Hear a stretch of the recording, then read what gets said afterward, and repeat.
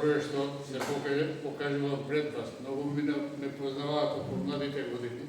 Верувам дека ваков како што сум денеска со 80 години. Убав. Овој роман пишувам и за старост. И често пати се осврнувам на феноменот на старост. Да. Зашто староста е тежок товар. Тешко се издржува товарот на староста, ама и среќа да се доживе. Многу мина порано отидува од моите 80 години. Јас сакам денеска да ви заблагодарам. Но едновремено да кажем што е тоа што јас го пишувам. Што е тоа што јас сум одговорен пред својата трага во живот. Сакам да кажам дека 20 романи се дел од моето творење. Јас имам напишано многу текстови, многу раскази, многу новели, многу драми, од кои седум се играли на сцена. И сум горд на трагата што ја оставам. Но сакам да кажам едновремено дека во мојата активност, книжевна активност, се служам со неколку личности кои што во светот се големо име. Тоа е првата личност е психологот Карл Густав Јунг. Да ве подсетам. Карл Густав Јунг е таткото на книжевната, на психолошката, психоанализата, ама аналитичка и комплексна психоанализа. И јас се служам со неја. Сакам да ве подсетам што зборува Карл Густав Јунг. Тој вели дека некои луѓе во животот, кои свет да хипокризија, се служат со маски, како што ние се служаме кога беше короната. Се служат со маски, зашто сакаат да бидат видени така како што сакаат да бидат видени, а не какви што вистински се. Лицата им се маски. Да. Без да носат маски.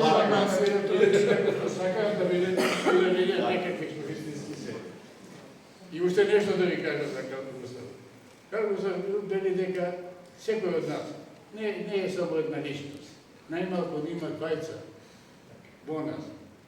И јас се обидувам во моите романи да пишувам за луѓето кои што не се само добри, не само лоши. Тоа е карактеристика на нова психологија, филозофска доктрина што се вика Достоевски. Во човечкиот живот нема само лоши или само добри луѓе. Туку има луѓе кои што се или добри или лоши во зависност од односите од кои се најдат.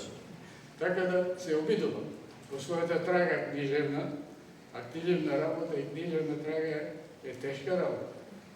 Не е тоа за фалење, а е добро да се признае, добро е да се пофалат луѓето кои што се занимаваат со литературата, зашто литературата, мојата литература е еден книжевен феномен за да се направи допир со стварноста, до вистинскиот живот.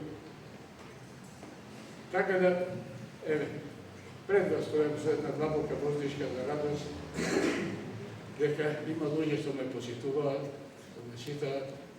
Тоа е и повеќе од тоа што може човек да го заслужи во живот. И не може повеќе од еден обичен човечки живот да се постигне, отколку што јас го постигнав. Сум горделив на тоа, ви благодарам што ми покажувате дека има оставам трага и тоа ме прави и горделив како човек во нашата средина, во Тетово, во нашето Тетово. И порано со Андра Апостолски, еден познат човек од Тетово, музичар, кој што беше директор на музичко училиште, пишувавме и музика, се занимавав и со музика, и напишавме на песна за Тетово. Песната за Тетово, вечера кои драги девојчиња ќе ја испеат и да се почувствуваме и како тетовци. Ви благодарам.